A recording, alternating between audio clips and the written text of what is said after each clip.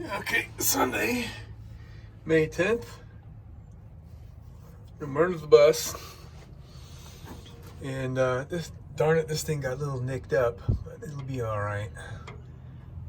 I prefer not getting nicks in my copper tubing. But, oh well. So we've got our 2 pieces of rubber, which I should probably put in now.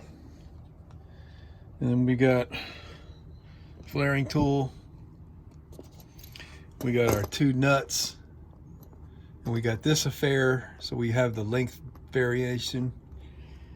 And we got a tubing cutter, file to file the end flat, and a little rat tail if I need to get on the inside.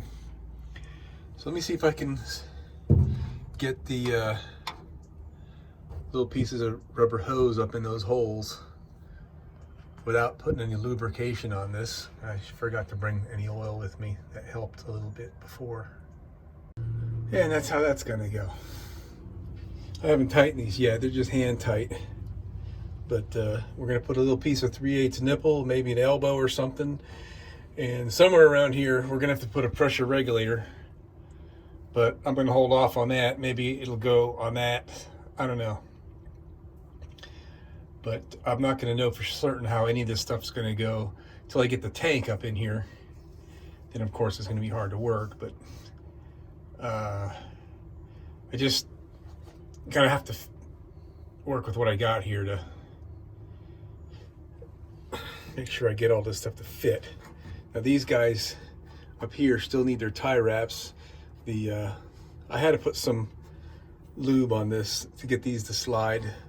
I found liquid wrench works great, but now I need them to not slide. So I'm going to push them up a little bit there so I can put tie wraps on the top side. I don't think I need to worry about them working their way up, but I'll put tie wraps on both sides. I'm all out right now. I've got 2 left.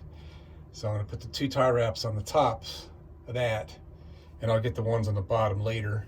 But with this done, at least until this stage anyway, now I can finish putting the walls together up there, because I wasn't certain that I was going to need to move these pipes or something. I don't know, but whatever the case, I can always unbolt these 2 nuts and redo this any way I want.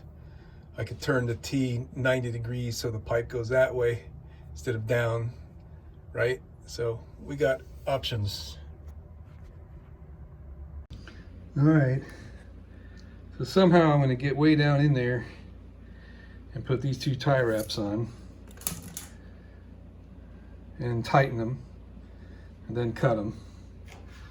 But besides all that, copper tubing's a real success.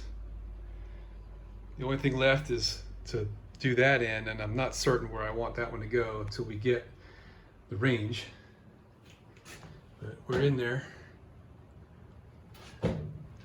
just perfectly.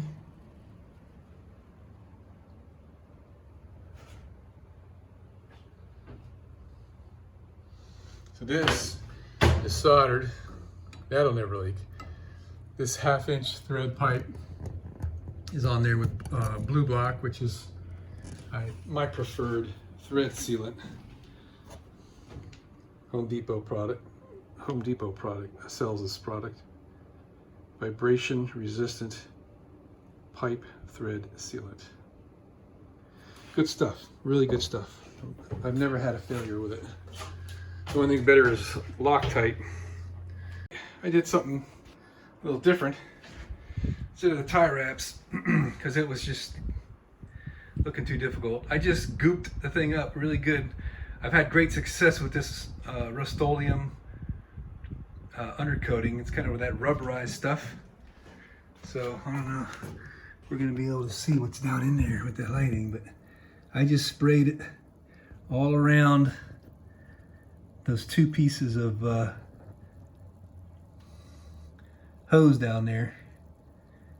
Looks like I need to put a little dab more. I can see some light coming through one of them, but that's going to sit up and those things will be permanently bonded in there.